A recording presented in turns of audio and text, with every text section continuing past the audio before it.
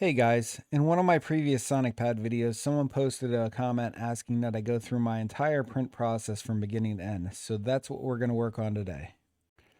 So what's the first thing we need in order to 3D print something? We need a model that we want to print. I was going through Thingiverse and printables looking for some models, something that would incorporate a bunch of different elements, make for a useful training type video. And I came up with this. As you can see, it's a pretty ornate design. Definitely will need some supports in order to print it properly. Um, Several different settings that we're going to need to set up in our slicer. I'll post a link to this object in the description below if anyone else decides to print it. But a lot of these mechanisms that we're going to use to print this, it'll apply to a lot of different models that you might print in the future. So this is Ultimaker's Cura slicer software. There's several other slicers out there. Two of the most popular are Cura and Prusa Slicer. While I do use Prusa Slicer sometimes, depending on some factors that we'll save for another video, Cura is the slicer that I use the most often, and it's probably one of the most popular out there. The other task you want to do after you set up Moonraker is add some post-processing script to add a thumbnail whenever you're slicing. To do that, you go to the extensions menu, post-processing, modify G-code. You'll see there's a bunch of scripts that are already in here. They might not all match mine, but for the moment, you're going to click add a script and choose create thumbnail. You can change the size of the thumbnail if you like. I leave mine at 32 pixels by 32 pixels and just click close. One other extension I would recommend that everybody install, if you click on the marketplace, you can do a search for it. I already have it installed here, the settings guide. You would install it the same way as any other plugin. Just find it, do a search for it, and click the install button. Once it installs, you want to restart Cura. But I highly recommend it. What it does is it gives you very extensive tooltips on pretty much every setting in Cura. If I hover over line width, you'll see it explains what line width is in great detail. It shows what other settings changing it will affect. It's a great reference to have. And again, I highly recommend that anyone that uses Cura definitely install it just to have it there as a reference. Now that we have Moonraker configured, we're going to go in and we're going to grab our model and add it into Cura. You can drag and drop it from a Windows Explorer window. In this case, I'm just going to open the file and find it.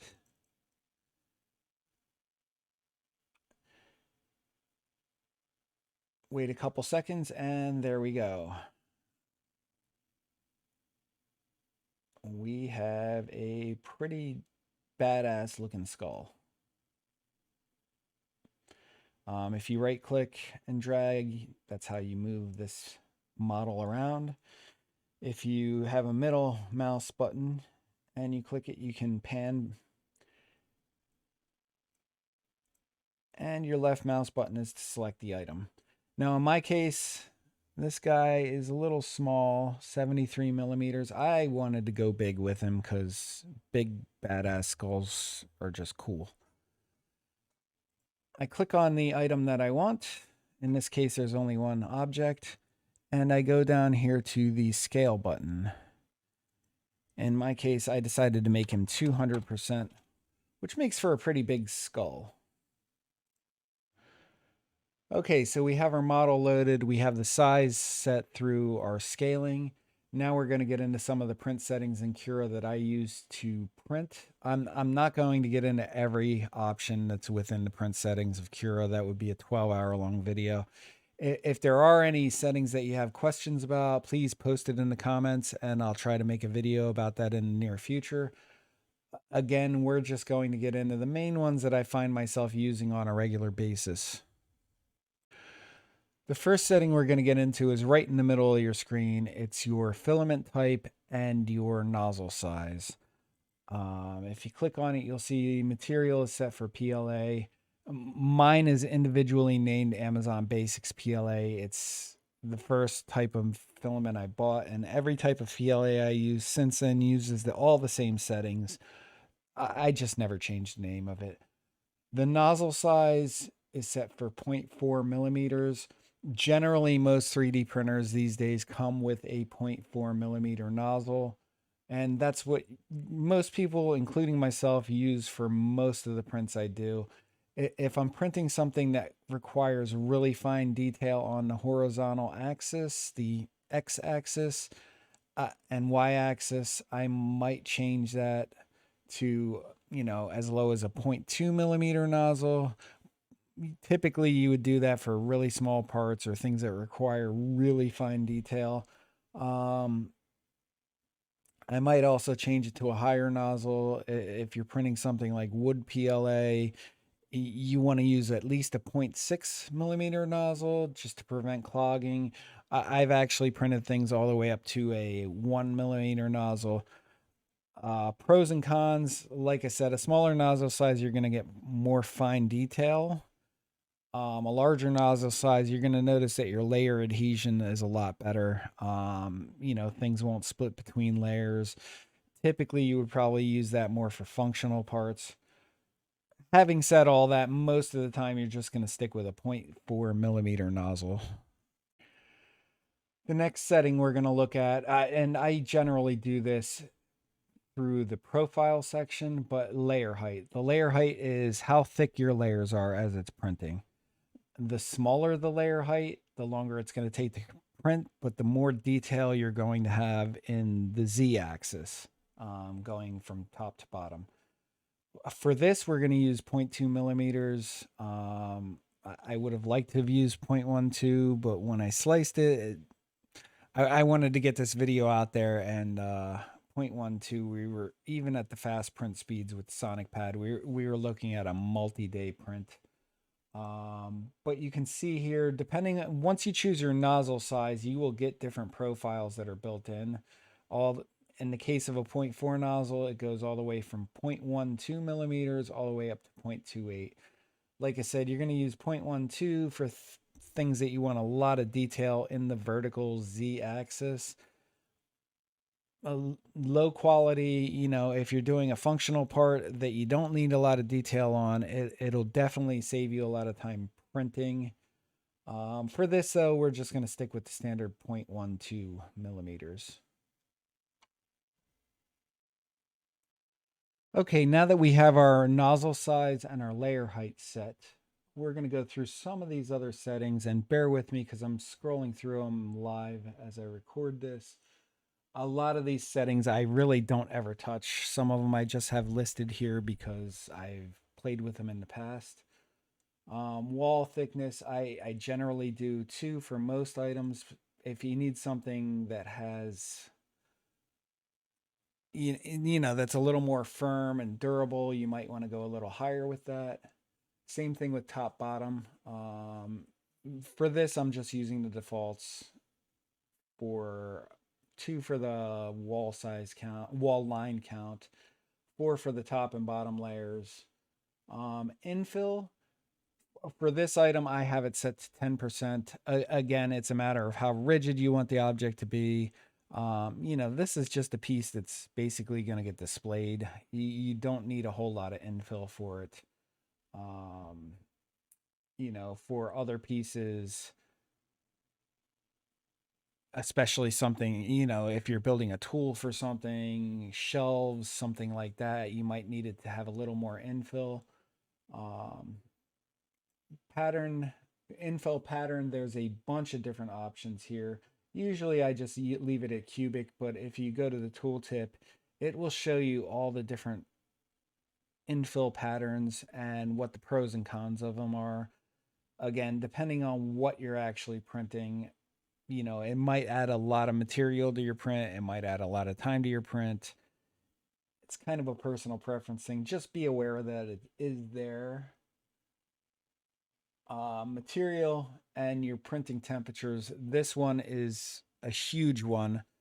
For me, generally with PLA, I use 200 degrees for my printing temperature, which is the temperature of your hot end, the temperature of your, the material that's going to be coming out.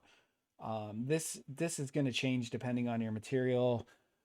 For materials like PLU, flexible plastic, I go with like a 250. PETG, I typically print at 230. I'll have another video in the near future showing you how you can set that up and, tweak it for the material that you're using. Um, you can also change things like your initial printing temperature if you want it a little higher for the first couple levels so that you get better bed adhesion. I don't find I need to do that with PLA, but all this stuff is there. Build plate temperature, for PLA, again, I typically set mine to 50 degrees. For things like PETG, it needs to be hotter. ABS, it definitely needs to be hotter. I would recommend going to your filament manufacturer and looking at what they recommend and using that as a baseline. Again, I can post a video with how I set up my settings and how I figure out what the best settings are for my filament. I'll get that posted in the near future. Print speed is the next one. For me, especially now that I set up the Sonic pad, I usually run mine at about 160, 150, depending on what I'm printing. We're going to give it a try at 160 with this since it's got more detail. I kind of just want to see how it ends up coming out. I've gone as high as 180 for, basic shapes, cubes, things like that. Once you set this, it is going to set a lot of these for you, and you can individually change these. I usually just set my main print speed and let Cura figure out what the settings should be for the other ones. You'll see here the wall speed, it automatically will change that to half of your print speed. Support speed, a lot of these change on the fly. Travel speed, that's, how fast it's traveling, how fast it's going to travel when it's not extruding anything. Obviously, you can set that one a lot higher. Um, some other things come into play with that, stringing and things like that. But suffice it to say, for the general print speed, when you're using the Sonic pad, you can at least get away with 150, I would say. Again, your mileage may vary depending on your printer and whatnot. It's something that you just kind of got to trial and error your way through. Travel, you want to enable retraction generally. That'll help with a lot of stringing, especially if you're using a Bowden extruder. If you don't know what a Bowden extruder is, that's, the long tube that comes from your extruder all the way to the hot end. There's also direct feed extruders. I don't personally use one, but those are usually top feeding. A lot less distance from the filament spool to the extruder, and definitely way less distance from the extruder to the hot end. In my case, I'm not using the standard hot end. I'm actually using a Swiss Micro all metal hot end, which allows you to get higher temperatures, for printing things like polycarbonate plastic. You absolutely need to have one of those. That's changed the extrusion settings for me, or the retraction settings for me. I have mine set to 4 millimeter retraction. Basically, what that means is when it stops extruding, it's going to do a quick retract to your filament, in my case, of 4 millimeters, just so that you don't have anything oozing out that will cause stringing in your print. 55 millimeters for that. Some of these other settings are kind of more advanced. Again, we can get into those in a future video if anyone has any questions on any of that stuff. Cooling. For PLA, I always turn cooling on. I just run my fan at 100%. But for the first two layers, you'll see here, initial fan speed is 0. and then regular fan speed at height 0.06. Basically what that does is it leaves the fan off for the first couple layers. That way, you know, with the heated bed, it will cause a little bit better adhesion to the bed for the first few layers. So I don't turn my fan on until layer 3. I let it get 2 good layers, let it get a good grip to the print bed, and then I turn my fan on just to cool the piece quicker, just to get a little better quality.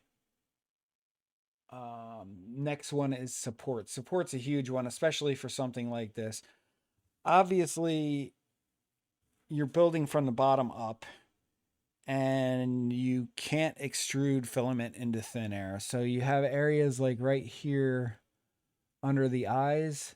If you see here and under the cheekbone, you cannot just extrude that without anything underneath it. So what you need to do is build a support for it. Basically, it's going to build an extra structure all the way up to this piece so that when it actually starts printing the part has something underneath it. Again, otherwise you're just going to print into thin air and you're going to end up with a bunch of spaghetti everywhere and you're going to waste a lot of filament. Some important settings under here. The first one is the structure. You have a normal support, which is basically like a grid pattern that goes up to where you want, you know, where the support ends and the actual part goes.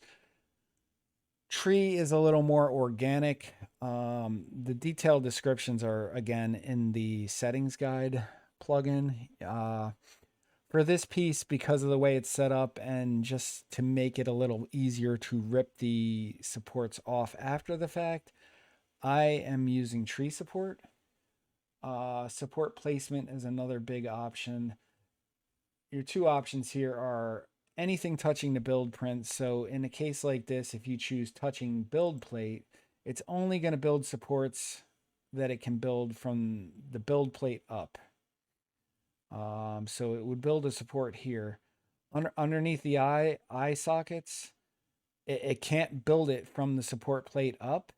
So it wouldn't even put supports here. You'd have to count on bridging and things like that, which in my case, for something like this, it's a little too complex to just count on bridging to do the work for you. If anyone doesn't know what bridging is, we can get to that in a future video too.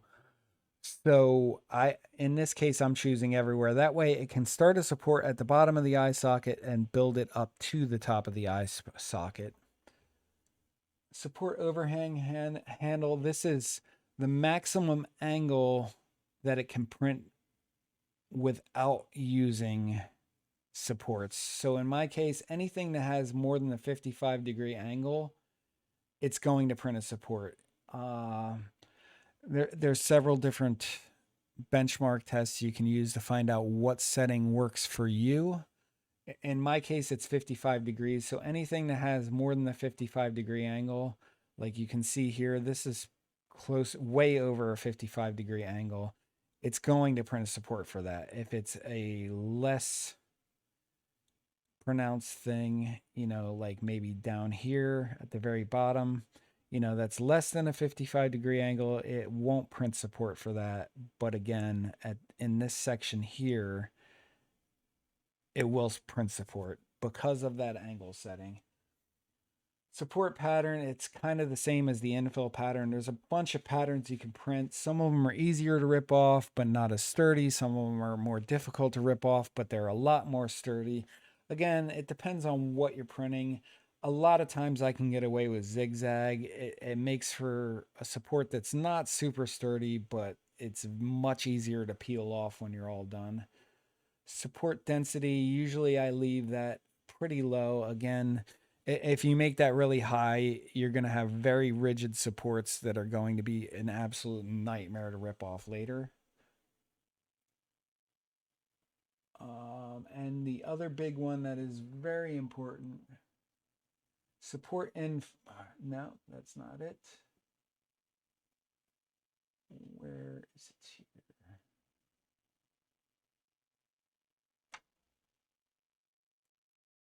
Well, I can't find where it is, but a good feature gives me a chance to show you is search settings. If there's a feature you know you need and you can't find it because maybe you went over here and you changed to basic and then changed back, now your setting's missing, you can click on support settings and you can do a search for any that you might want. What I'm looking for in this case, and it's a very important one, is support Z distance. What support Z distance is, and it shows you here, it's the distance from the bottom of your support to the piece. By default, Cura sets this as one layer height. What I've noticed is as you're printing and the actual thing that's being supported sags a little, they tend to get a lot more stuck to the supports if you're only using one layer height as your distance. I always change this to double my layer height. So in this case, we're using 0.2 millimeters for the layer height.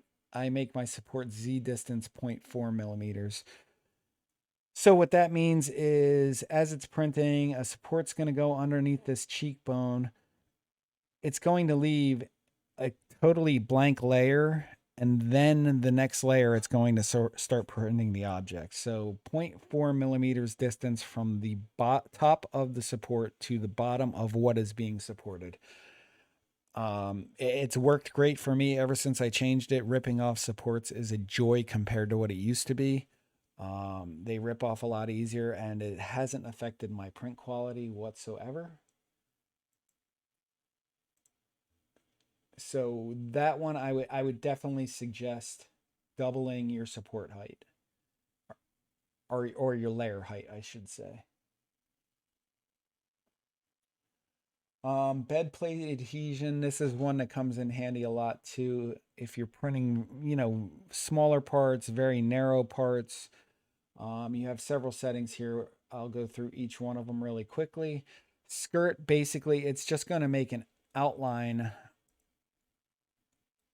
around your print. So if you just choose skirt, it's basically going to make a line going around the edge here, which doesn't support anything. It's just there for reference to show you, how big it's going to be on your print bed. The next one is brim. What brim will do is your first layer, it's going to print extra material around that first layer that will help support that first layer. Like I said, if you're printing something that's tall and thin, you want to have that brim around it, because what the brim will do is support it. That way, if at some point the nozzle, hits something that's already been extruded, it won't tear your piece right off the bed. And believe me, the hot end will hit material that's already been printed. As I'm printing this, I guarantee it's going to happen a bunch of times. The next one is a raft. I really haven't had the need to use raft, but what raft will do is print a much thicker layer around it. Again, as I say always, you can look at the tooltips for this. It'll give a much better explanation if you want all the details of it. And the last is none, which won't print any of those things.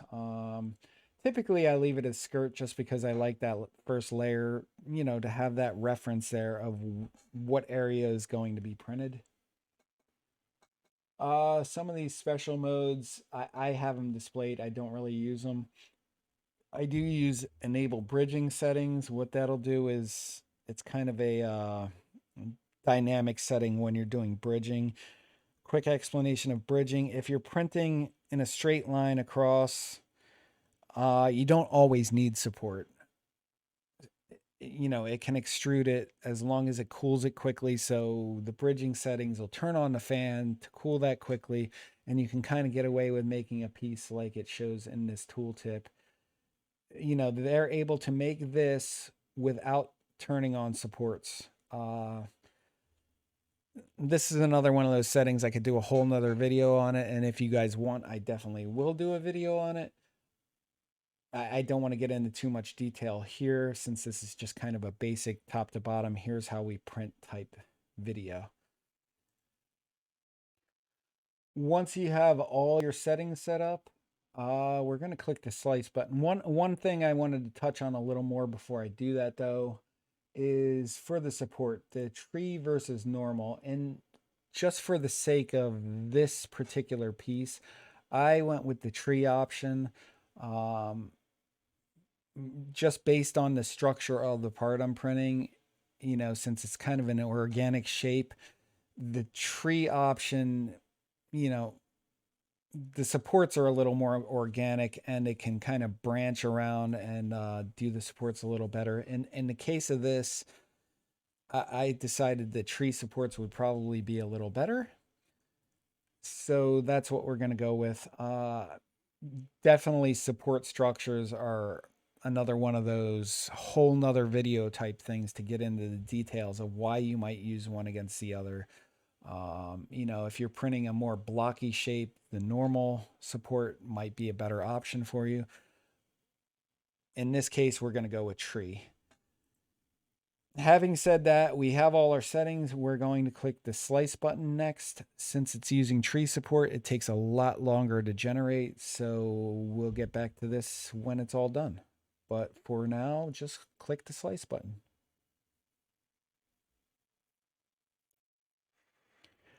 Once it's all done slicing, the first thing you're going to see is a time estimate of how long your part's going to take to print and how much material, what the length of the filament will be.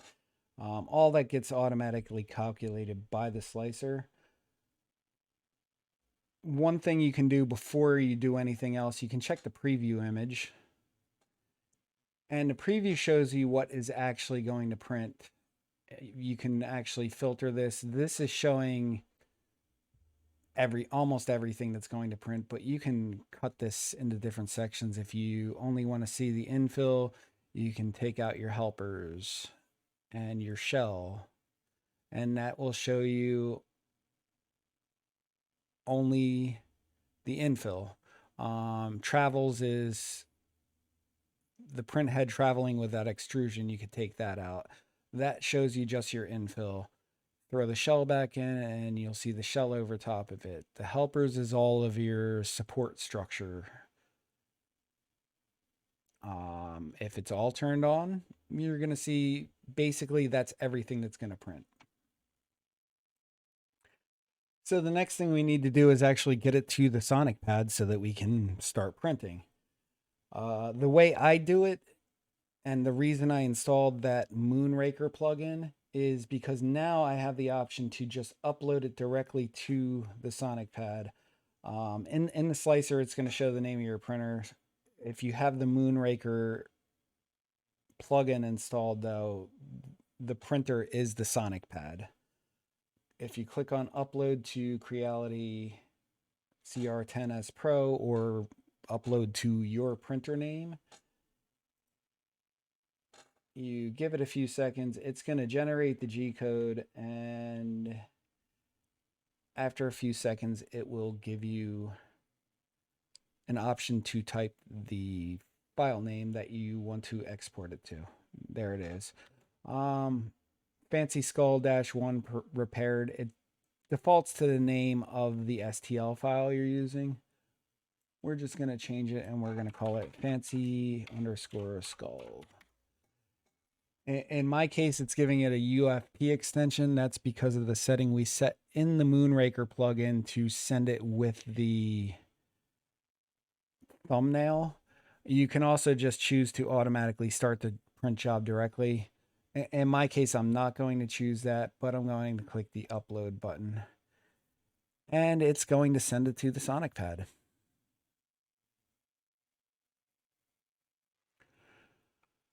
Once it's completed the upload to the Sonic pad, you'll have this open browser button. Now, for me, for whatever reason, when I click this, it generally doesn't work.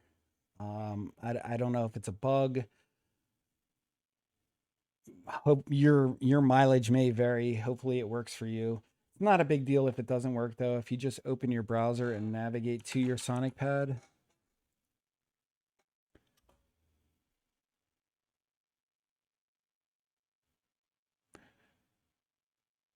it will connect. And if you go over to your file list or just the file list section over here, you will see Fancy Skull. This is the one that I just created. This one is one I previously printed. You can click on that and choose the print button. From there, it'll start printing. You'll see the thumbnail is a little shaky. Not too great. Again, that's probably from when we set up the Moonraker plugin. I used a pretty low pixel size for the thumbnails, and I'm using a pretty high resolution monitor. I should probably go and change that, which I'll change that and we'll see how it comes out in the future. But you can print it, you can preheat it, you can download your G code, preview your G code, all kinds of different sections in here, rename, remove. That's one method to get it onto your Sonic pad so that you can go ahead and print. Once you have the file on your Sonic pad, you can print directly from the panel.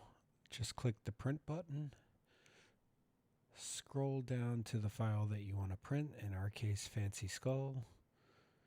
When you click on it, you'll get a thumbnail and a bunch of information about the print. It might not all be filled in,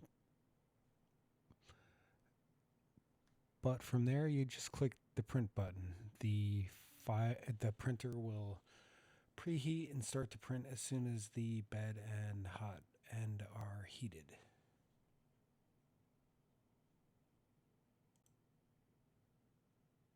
And now we get to the really cool part, the actual print itself. I'm printing this one shot per layer over the course of about 36 hours. And you'll see it actually looks pretty cool even with the supports in place.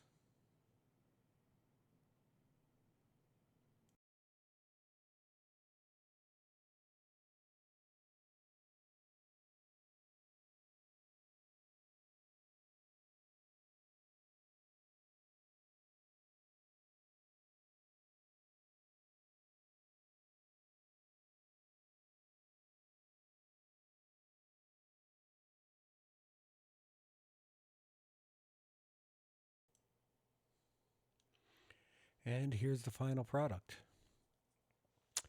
All that's left is to peel off the supports.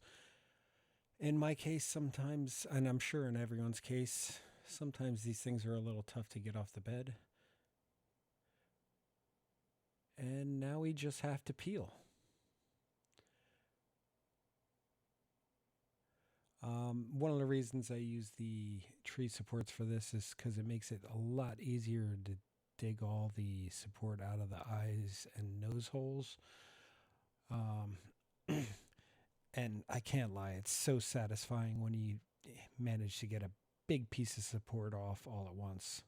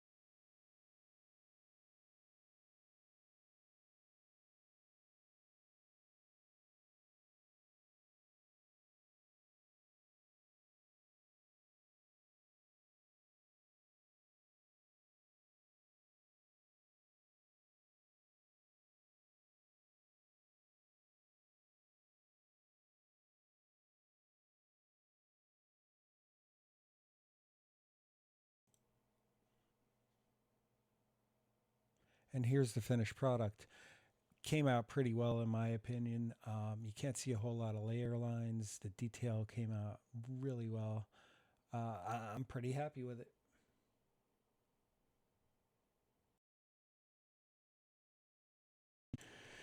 So that's it. The only other question, I mean, a lot of people might be wondering why I printed this thing in blue.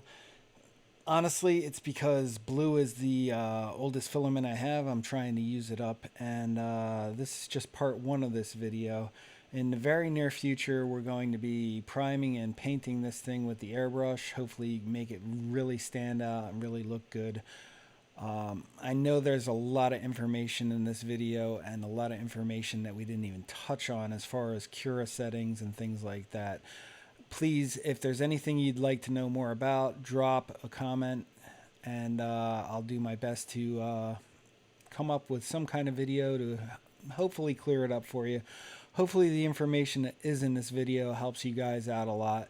And as always, if you like the content, you want to see more, please subscribe, like the video, it really helps me out, and I will see you soon with some airbrushing.